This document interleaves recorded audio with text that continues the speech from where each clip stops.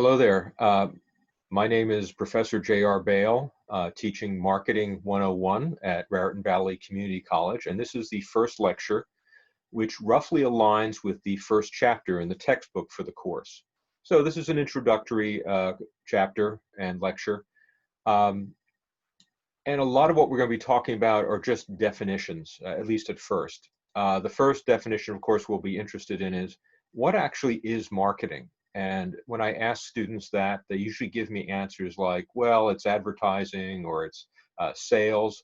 And certainly those are very logical answers in that this is the most visible part of marketing, sales and advertising, which is the promotional branch of marketing, but it's actually a lot more than that. Philip Kotler came up with a definition that marketing is a social and managerial process by which individuals and groups obtain what they need and want through the creating and exchanging of value with others. Well, I wouldn't argue with Dr. Kotler. However, I don't particularly find this definition particularly useful on a practical sense. He's absolutely correct, as he's described it. But I'd like to get a little closer to the ground. And so I have my definition, which marketing is the creation, communication, and delivery of something of value that results in transactions, sales. And that's what we want to do. In marketing, we want to create products that are worthy of purchase, communicate or promote them, deliver them in a convenient way. And ultimately, we want a transaction where we get some money for what we have created. Listen, and actually in the textbook, you'll probably find a different definition, and there's probably lots of definitions out there. What is probably most important is that it is not just sales and advertising; that it is more than just promoting a product. And we'll get into a lot of that as we go on. The last part of my definition was a transaction, and transactions are very important. Transaction is an exchange that occurs when each party values what they're receiving more than what they're giving. I remember, for instance, years ago, I had to go to a wedding and I needed to get an appropriate jacket, and I went to a store. Jacket that I really liked. I really wanted to buy that jacket. Unfortunately, it was $300. And I just really, that was just a bit much, and I wrestled with it. But I decided in the long run, I valued my $300 more than I valued the jacket. So for a transaction to occur, each party has to feel they're getting more than they're giving. So if it was a different price, then maybe a lower price, I might have felt that I was getting more than I was giving, but $300 was a bit too much. And we see this, we all make these decisions every day when we go shopping. We like something, but we still we think the price is too high. We think what we're giving is too much compared to what we're receiving. And this goes on all the time, and we'll talk more about pricing later on. Now, imagine if you were the sales representative in that store trying to sell me that jacket. What could you do to make that sale happen? Well, the first thing, which is often obvious and often suggested by students, is, well, drop the price to something that the customer would feel appropriate. And that's certainly a possibility, and there are certain times when you would want to do that. However, that means you're reducing your revenue and thus reducing your profits. And you can only do that so much and stay in business. Now, there are times when you will want to do that for maybe clearance sales, or, certainly you need to understand what your margins are when you're doing something like that. The other way, and the way that I would suggest salespeople approach it at first, is how do you raise the value of that product in the mind of the customer? Value only exists in the mind. So you might explain that it's a more durable fabric, or maybe it's reversible, or maybe it's the newest style, or in some way increase the value in the mind of the customer. and then you will get closer to making a transaction. Now, that's admittedly not always possible, but it's something you should think about. As we look at marketing, we have to think in terms of those transactions. How can we provide something that is of such high value, or increasing that value to the point where the customer will pay preferably a higher price for it? We'll see. Some other definitions. One is market. Here, when I ask people what's a market, they usually answer with, well, you go to the store and you're like going to a supermarket. And for the purposes of this course, that's not the definition we're going to use. That would, I would say, would be a marketplace. Market for us is going to be defined as a group of actual or potential buyers. And you'll often see people ask, well, do we have is there a market for this product? And we will also derive other terms such as market share and target market and so forth. So for the purposes of this course, when we say market, we're referring to actual or potential buyers for a particular product. Another definition would be for industry. This one's a little less important to us, but it's certainly there. And it's just a group of sellers. And there are various types of industries. There's the pharmaceutical industry, the oil industry, the entertainment industry, the automotive industry.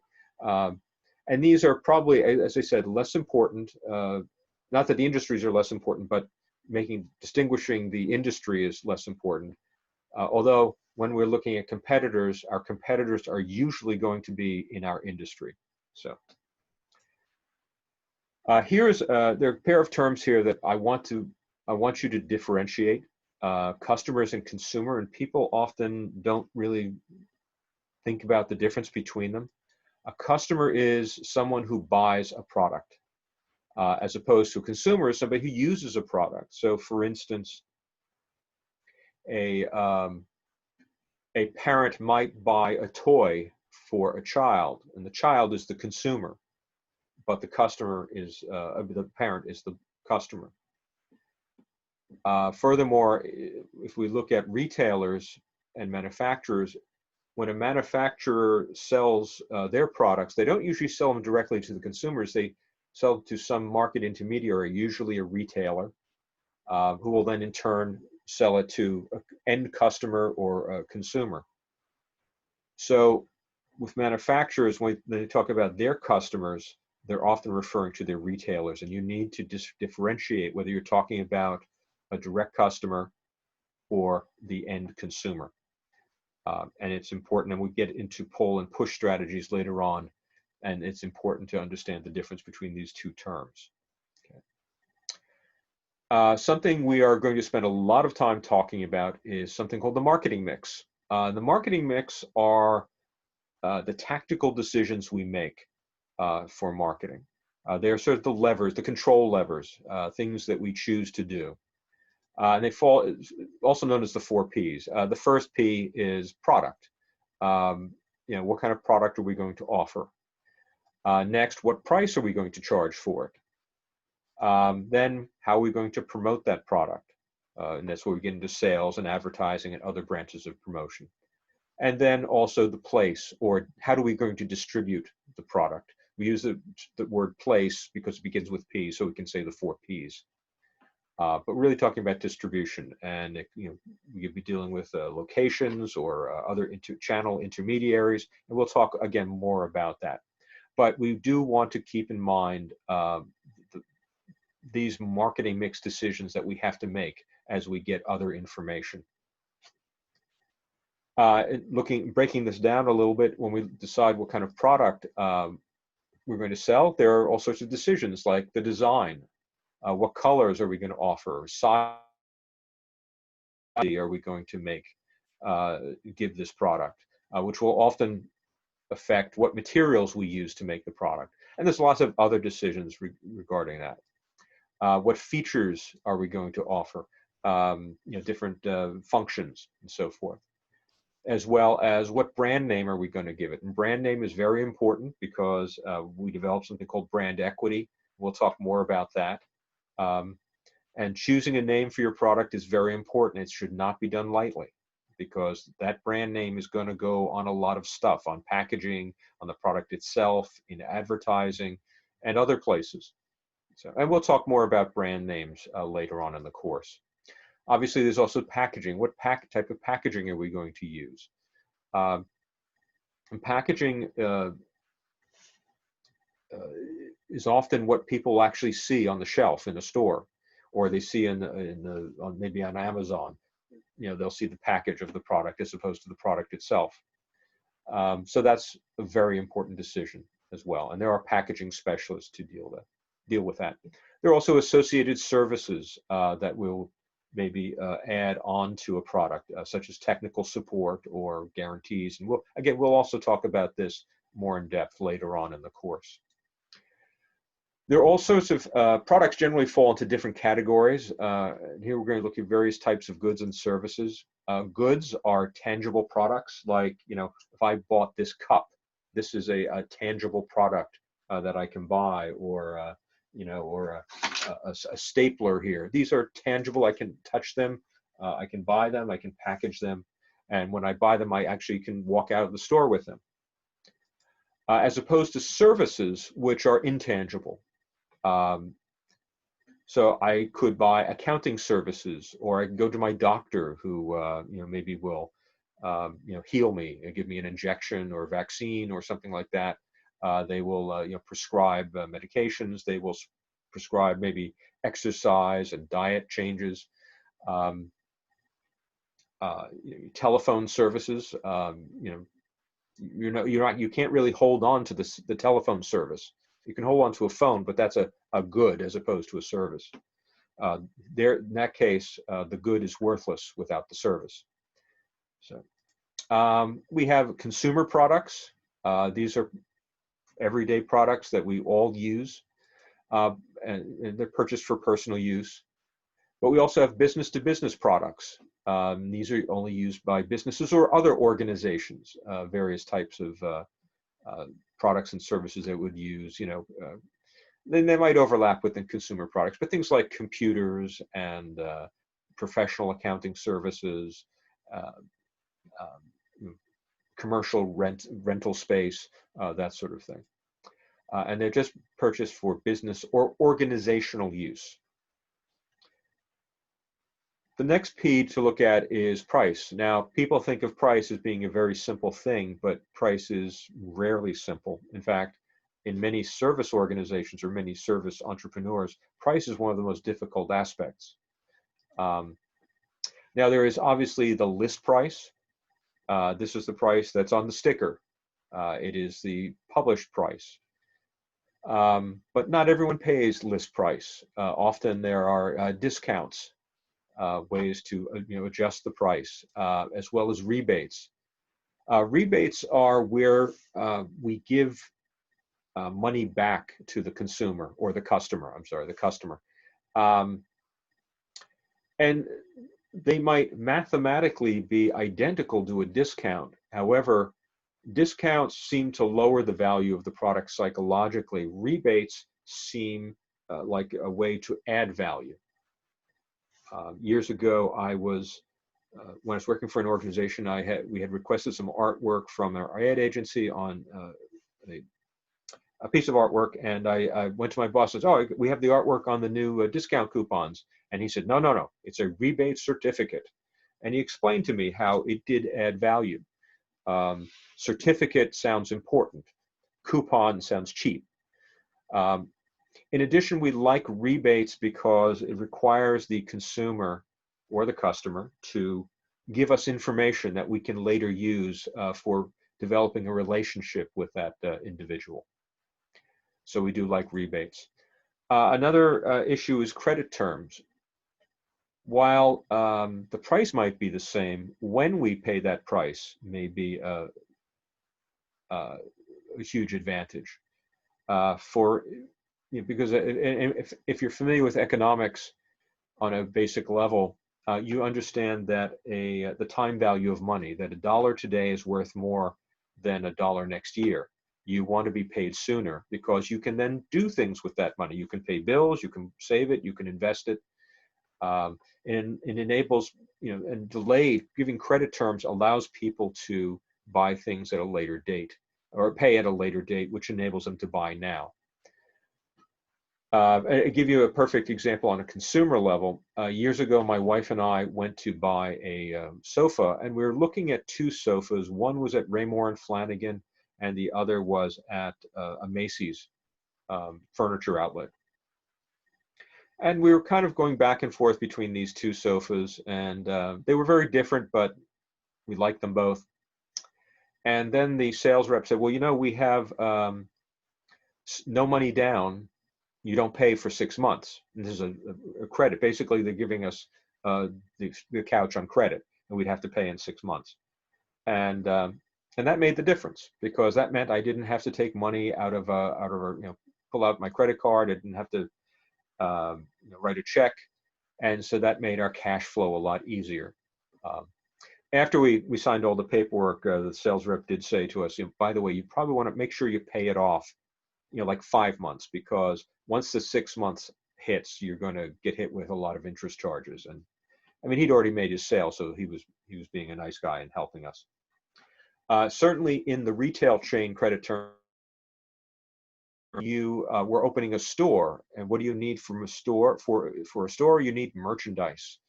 And if you look at any store, there's a ton of merchandise there that's worth thousands, perhaps hundreds of thousands. You go into a large store, it's worth millions. And that's kind of difficult on your cash flow to pay out, let's say, thousands of dollars, not knowing when you're going to get that money back, when you're going to sell it. So what a lot of manufacturers and wholesalers will do is sell to the retailer on a 60-day credit terms. They receive the goods immediately, but don't have to pay for them for 60 days. So that gives them 60 days to work on selling the product, and that helps cash flow, and that helps retailers operate. And when retailers are helped, then the manufacturers are helped, because that enables them to move product. Where if a manufacturer held a strict cash upfront policy, not as many people are going to be able to carry the goods in their store. So the last aspect I want to talk about today on pricing is something called bundling. And you've all experienced bundling. It's where an offering is made to take a number of products and put them together and to get a better price. It's a discount, but it requires more purchase. The most obvious would be the meals at McDonald's. You might go to a McDonald's and say, yes, I want the sandwich and a drink. And they said, well, if you want the meal, you only have to pay 50 cents more for the French fries. Now, and so that allows them to sell a little bit more product. And in fact, anytime I've gone through the drive-through, they say, do you want the sandwich or the meal? They're trying to upsell into more product. And so, and that's fine. And there is, however, one problem occurs if the bundle is being forced. That's in most jurisdictions illegal, in that they say they won't sell it to you unless you buy the bundle. I had the experience a few years ago. If I wanted to buy a video camera, and I did my research. I found the video camera I wanted, and I searched the internet, and I found the lowest price, and I called these people up. I said, yeah, I'd like to buy this video camera. And they said, well, which bundle do you want? I said, what do you mean? And they explained to me what the bundles were, and I said, no, I think I just want the camera. Well, we don't sell it like that, they said. I said, well, you advertised it. And they said, well, the website is wrong. I said, well, no, but you're committed to it. I said, well, no, we're not. And and actually in the bundle, it had a lot of crap that I didn't really need. It had a sort of a shaky tripod. I have actually my own tripods. I don't need them any more tripods. Lens tissue, filter, things that I really didn't need. And it was actually a lot of crap that they were trying to add on. So I looked these people up and found out that they were they're these retailers. They're strictly online. They set up in a state. They do these forced bundle things which are illegal. And when the local attorney general gets on their case, they just dissolve, and reconstitute the corporation in another state nearby, or maybe even the same state. So be ethical and be legal when you use bundles. And bundling is, there's no problem unless you're trying to force the bundle. For instance, I sell books. I've written, as you see, I've written a few books, and I will sell them in a bundle, but they can still buy the book separately. So anyway, the next area is distribution.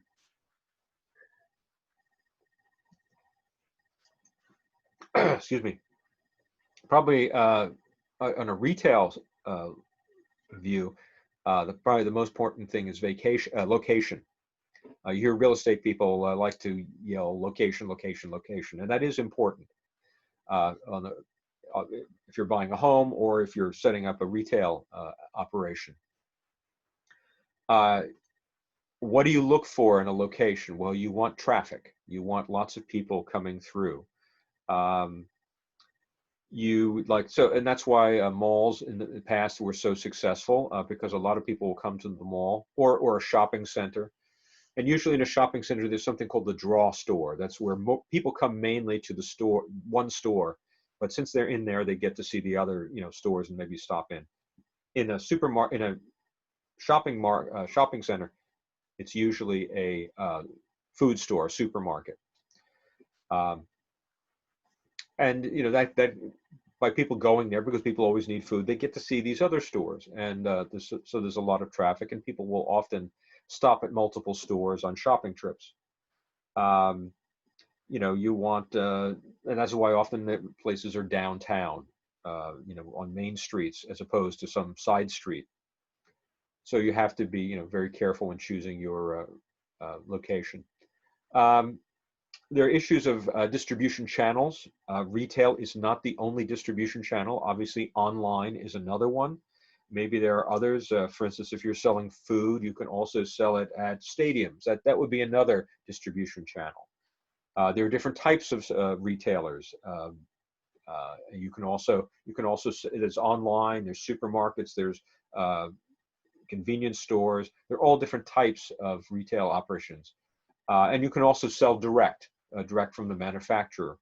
So, and we also sometimes get into channel conflict there, and we'll talk more about that when we get into really in depth later in the semester about distribution. Another big issue is inventory.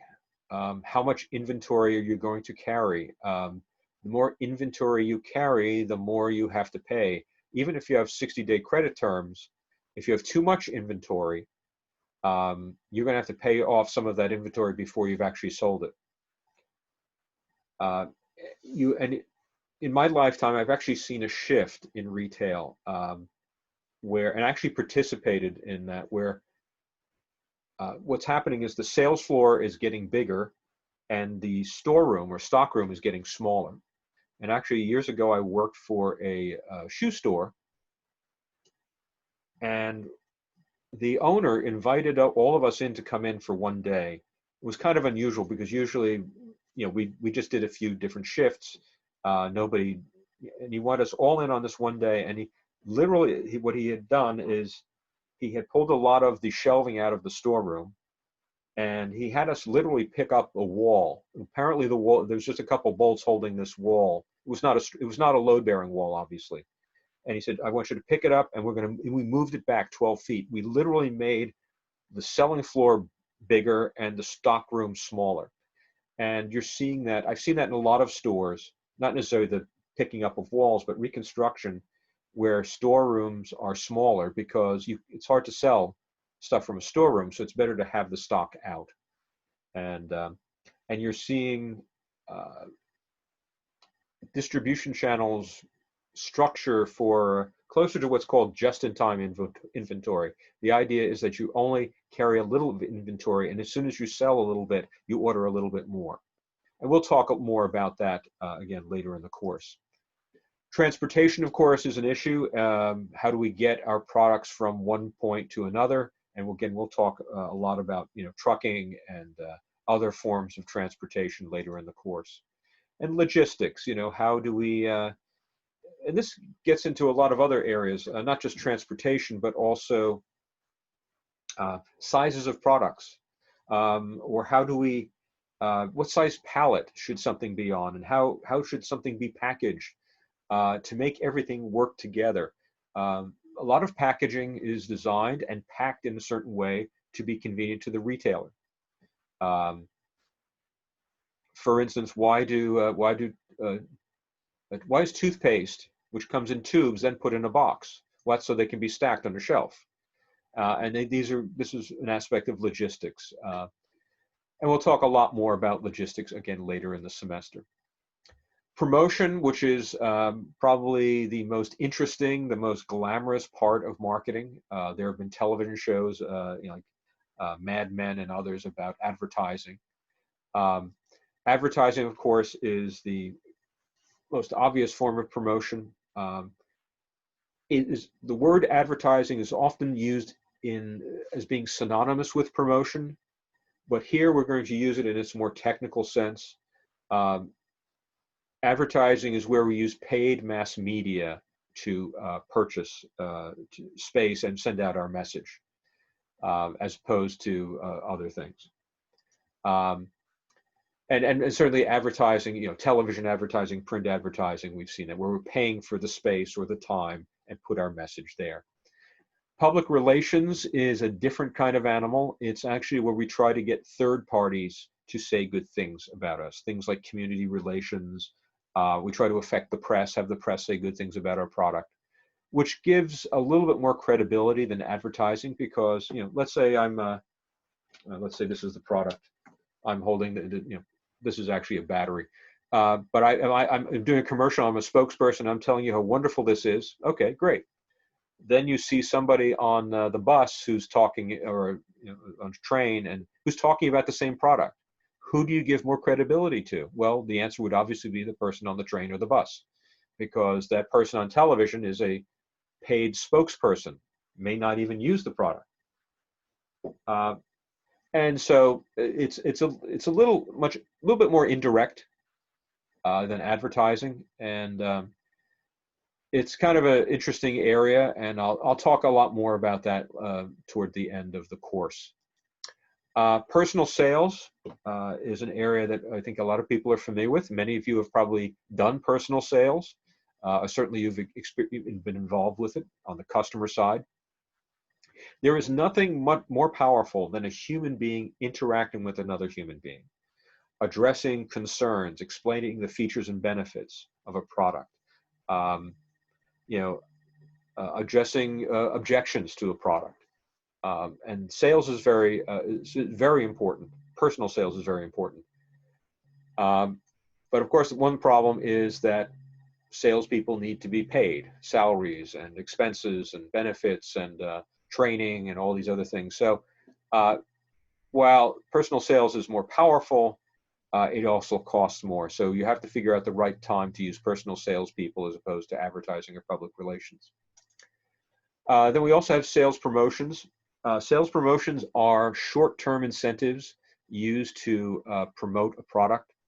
The most obvious thing is, well, buy 3 and get a free gift, and you see this all the time.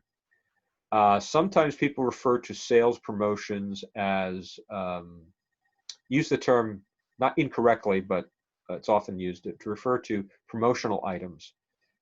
For instance, here I have a squeezy ball. It actually is from the Summit Medical Group. So this is what's called a giveaway item. Sometimes it's called a premium item. So anytime I go to exercise my fingers, I will be reminded of the Summit Medical Group. And you've all received something similar. You probably have a pen that has the college's name on it, or you've received pens or T-shirts that promote particular products. Yesterday, I was at a demonstration, and I just saw somebody who had is actually a book cover on his T-shirt, and I figured out it was actually the husband of the author of the book. And so these are all promotional items that we give away, and some of them are very practical, others not so much. My personal favorite is actually hats, because it's like having a billboard on a forehead. So I really like that. When I worked at Merck, I was sort of briefly the king of giveaways, and I would actually purchase a lot of giveaway items that we would give to customers at trade shows and so forth. That is often what people mean when they mean sales promotions. However, technically, sales promotions are these short-term promotions. They may be a clearance sale, buy one get one free, or receive a free gift, or something else, or receive a chance for something, like a chance for a trip or something, just to promote short-term sales increases. So. Then there is the area of direct marketing, which is an area that is actually one of the oldest forms of marketing. We communicate directly with the consumer. It has become enormously sophisticated in recent years with the addition of computers, the internet, and all sorts of areas, other technologies, digital printing, and so forth. And we'll talk more about direct marketing there. And the last area, and I don't know if this is listed in the textbook, but I've added it because there's been a bit of disagreement as to where social media falls in promotion. Some people will say it's advertising, others will say it's public relations or direct marketing. I had one person say it was personal sales, which I kind of disagreed with, but the point is there's no agreement, so I am putting it as a sixth branch of promotion, and we will talk more about the use of social media. I will say this, a lot of students overestimate the power of social media. In a social sense, it's very powerful. In promotional sense, it's not quite as powerful, but it can work, and it should be certainly part of a promotional plan. Again, we'll get into this in much more detail towards the end of the course. Excuse me. I want to talk a little bit about business orientations. And here is where I and the textbook differ a little bit. The first orientation was what is called the production orientation. I think the textbook calls it the production age. And the idea is that you just make your product available, make it widely available and make it affordable, and you'll be successful. And the prime example of this is an old one. It is the Ford Model T automobile. Henry Ford was the first one to make extensive use of the assembly line concept. And he produced at the time, a wonderful automobile, the Model T. For its time, it was new, and it was mass produced. And he had built a large distribution network of dealers and made it affordable. His quote was, "I want to make an automobile that even my workers can afford." He could have priced it higher and make it more of a luxury good, but I think he decided he wanted a different target market. And the saying was, you can get it in any color you want as long as that color is black. It was not a differentiated product at all. And of course, as competitors came, they started offering differentiated products and so forth. So the production orientation is something for the most part we've left behind. However, if you could come up with a product that has no competition, you probably could still use the production orientation, but probably not the best, may not be the best idea, but we can talk more about that. Next comes the product orientation, and this is the idea that you improve your product. You make the best product you can. And there was an old saying that was you'd often hear years ago: build a better mousetrap and the world will beat a path to your door.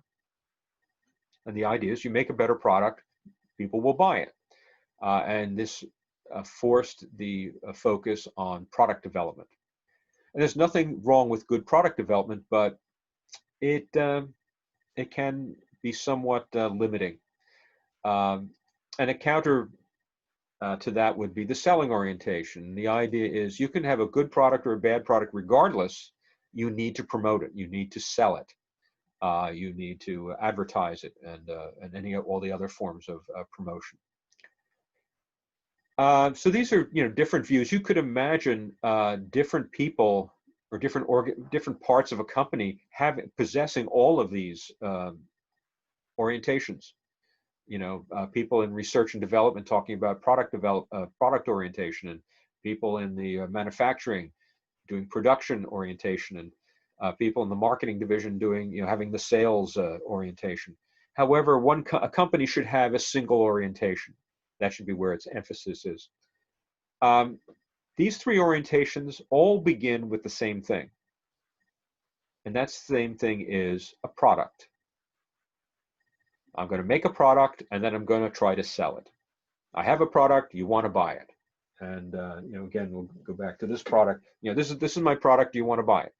That's can sum up the first three orientations. However, I'm not promoting that orientation. I'm going to promote the marketing orientation, which say needs drive the demand. I'm sorry, needs drive the market. And you could sum it up like this: what do you need? I'll make it.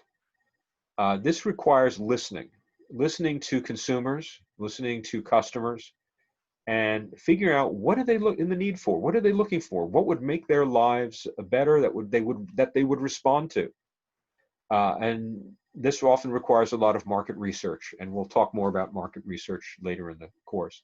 The first three start with the product. The last one starts with the customer.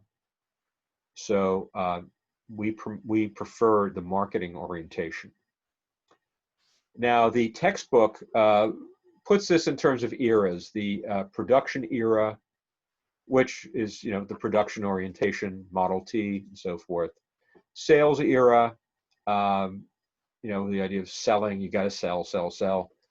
The relationship era, which and the idea of sales is that it should not be transactional, that you should develop relationships with customers. That's a different way of looking at it, and I support building relationships with customers. The most successful companies do. You always need repeat business. If you're never going to sell to another customer, sell more than once to a customer, you're not generally going to succeed. You need repeat business. Now here the textbook talks about the triple bottom line era, which is financial, social, and environmental. And I think that's nice. I don't think it's aspirational as opposed to being completely accurate. Now, generally I find a company is socially or environmentally responsible for one of two reasons. One, they have a CEO who has these values. They want to be socially responsible and environmentally responsible. Or they're doing it for public relations purposes. They want to be seen as being environmentally and socially responsible. I am recording this in June of 2020. At the time, we are in the middle of a pandemic. Things are getting a little bit better, but we've recently had a huge social problem. A gentleman named George Floyd was killed by a police officer. There have been protests. There have been a lot of outrage. A lot of CEOs have spoken up against this sort of behavior, and I believe they are sincere. Will it affect how they operate their companies? I don't know.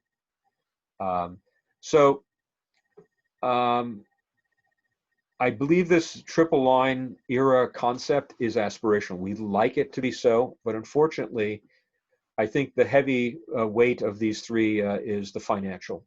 You're always going to have, particularly in a publicly traded company, the CEO is going to be very interested in returns on investment, profits, stock prices, and so forth. And that will unfortunately always outweigh social and environmental concerns, which I regret.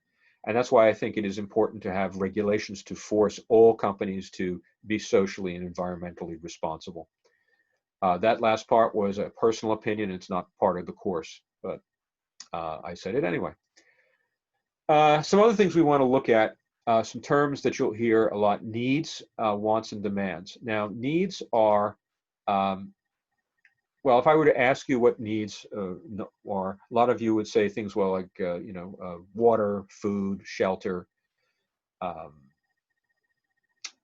uh, you know, and other basic survival things. Um, and it's funny. Years ago, my son was trying to. There was a CD he was after. This was many years ago. I think it was an Avenged Sevenfold CD. I'm not a heavy metal guy, so I'm not sure if I'm saying that right. But he said, "I really need it. I really, and and I said, "Of course, no, you don't need it." But in marketing terms, he did, because need is a state of deprivation felt by a customer or a consumer. Um, he felt the need for it. And we do have the need for entertainment. And it may seem trivial. It's not as something that we have to happen all the time, but uh, we do get bored. We do need some sort of stimulation. As we are at the time of this recording, we are still in a social distancing environment, and a lot of people who are stuck in their homes and really can't get out. I mean, they can go outside, but they can't really go into crowds, or trying not to go into stores and so forth. And we do have a need for interaction. And so I would consider that a need.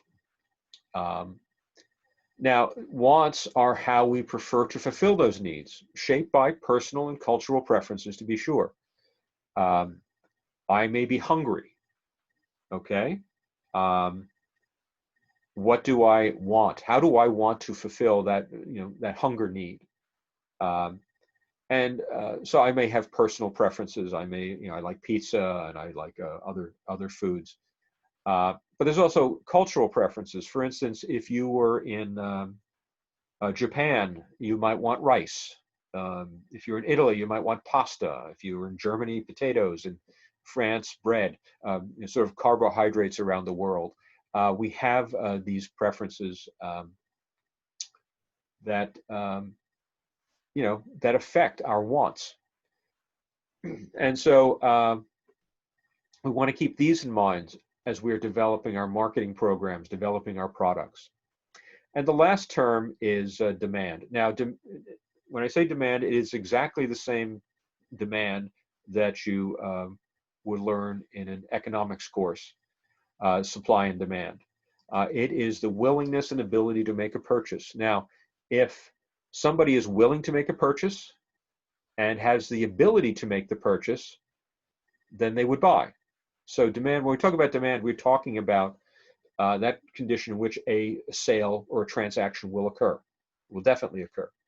Now, some people have the willingness to make a purchase, but they just don't have the ability. Either they're not in a place where they can get the product, or they just don't have they don't have the money for it. For instance, I remember a gentleman I worked with. He was from down south, and he got to like bagels, but when he went back down south, he couldn't find any place that had bagels. And so he was willing to buy the bagels, but he just didn't have the ability to. And of course, we've all come across products that we were willing to buy, but just didn't have the money to. Now, a lot of products we have the ability to purchase, but we don't have the willingness. We all have product preferences, and we're not willing to buy certain things.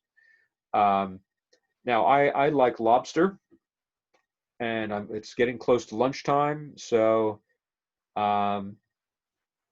I might buy lobster at another time, but I'm not always going to demand it all the time. So for lunch, I'm probably not going to demand lobster, even though I have, the ability to. I just don't have the willingness to spend the money on a lobster. Now, I have the money in my wallet. I could afford one, but so just because somebody can afford it doesn't mean they're actually going to buy it. And so when we measure demand, we're looking at these various factors. And it's important to understand needs and wants. For instance, just as an example, do people want photographic film, or a way to capture and share images? Well, I think certainly being so far into the 21st century, you would all say you want a way to capture and share images. But I actually lived in Rochester, New York for a while, the home of the Eastman Kodak Company, the biggest manufacturer of film in the world at the time. And it's interesting. It's sort of a psychological thing. All our digital photographic technology started at Kodak. But they developed it. They thought of it as a sort of a side business, but they thought everyone loved film. I mean, you have to understand the people who worked at Kodak. When I was there, I knew exactly when they were getting their bonuses because I could see the local retail stores advertising. Hey, come spend your bonus with us on a new refrigerator or a new stove or whatever it was that they were selling. Photographic film sent these people's kids to college, paid off their mortgages. And for many years, they said, no, film is what people want. You know, that they've wanted it for 100 years, and they'll continue to want it. And guess what? They were wrong. And they actually changed their focus at least a decade too late. Because obviously, I mean, I actually have a lot of cameras, film cameras. I don't use them. I think I've got probably at least 10 film cameras in the closet. And I just don't use them because I like so actually, yeah, here I have it. Oh yeah, my digital camera here, and also I have one of these. So it's just easier to do it that way. And ultimately, the purpose of film is to share and capture and share images, but digital photography found an easier way to do it. And now Kodak, which was a Dow 30 company, one of the biggest corporations in the world, referred to in popular culture. If the Paul Simon song that said, "Don't take my Kodachrome away." Kodachrome was a Kodak film. Now that doesn't make any sense. There is no more Kodachrome. This is another obvious one: newspapers versus information. Newspapers were a very big business in this country. There were 15 daily papers in New York City for many years, and but now that people can get information on the internet, newspapers are dying. Now the ones that are surviving are the ones that have made the transition to being online. But actually, I do receive a Sunday paper, but it's only because my wife wants the coupons. You know, it's the last vestiges of that industry. These were both where these two examples I've just given you is where they failed, where the industries failed.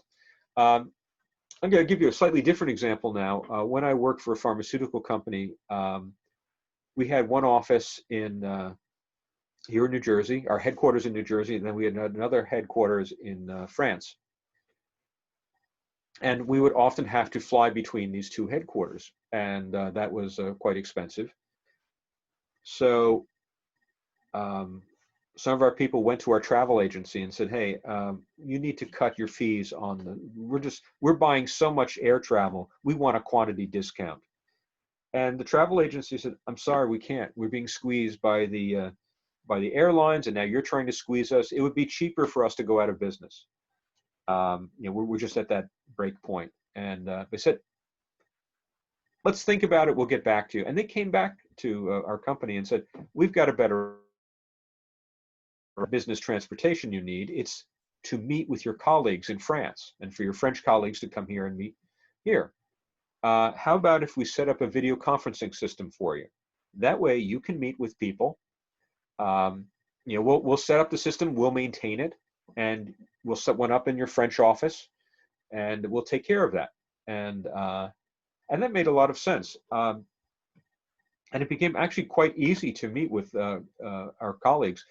They set up a large flat screen at the end of a conference room in both conference rooms, the one here and the one in France. And it was like we were in the same room. It was great. In fact, somebody even tried to pass a piece of paper through the screen to somebody, and they had to be reminded, no, they're not physically here. It was kind of a funny thing that made everyone laugh. But the interesting thing is the travel agency, which still sold us airline tickets when we actually had to go, but they're selling a lot fewer now, actually made more money because they figured out that the need was important to be fulfilled was so important. And so, and it was that it wasn't business transportation. It was to meet with the colleagues and breaking it down to its basics. They actually made more money than on selling it if they had cut airline tickets prices.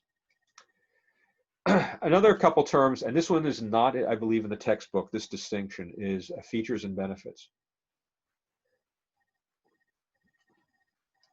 Features are physical aspects of a product. The size, the shape, the materials, the color, certain functions that it may have. It's very concrete. If it was something like a service, like let's say an insurance policy, it would be the premium, the coverage, the deductible, the copay. These would be the technical aspects of that product. Benefits are the advantages the customer or consumer derives from the features of those products. So the features are always the same, but benefits may be different.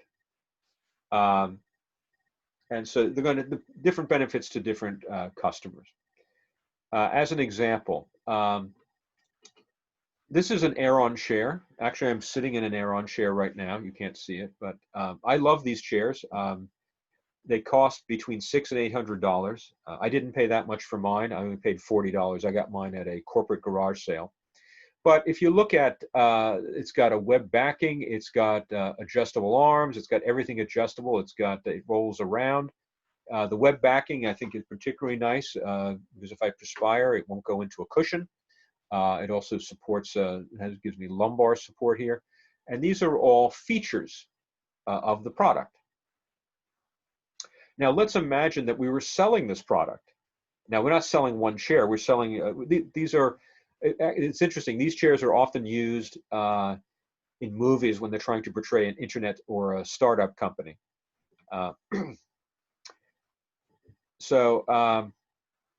Great chairs. And we're going to sell these to businesses. So we're not selling one or two chairs. We're looking to sell hundreds of chairs to an organization or a business.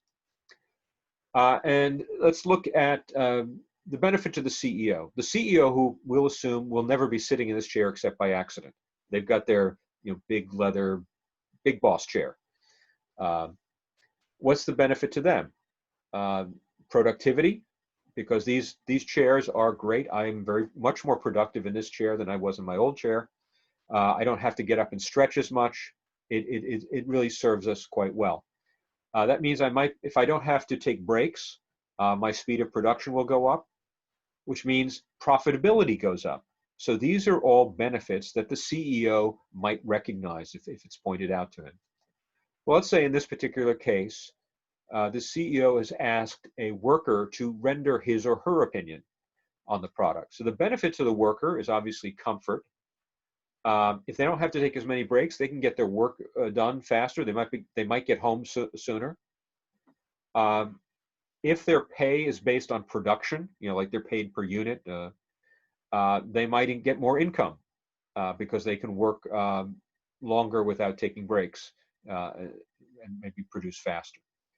The features are unchanged. However, the benefits are different depending upon who you're talking to, the CEO or the worker.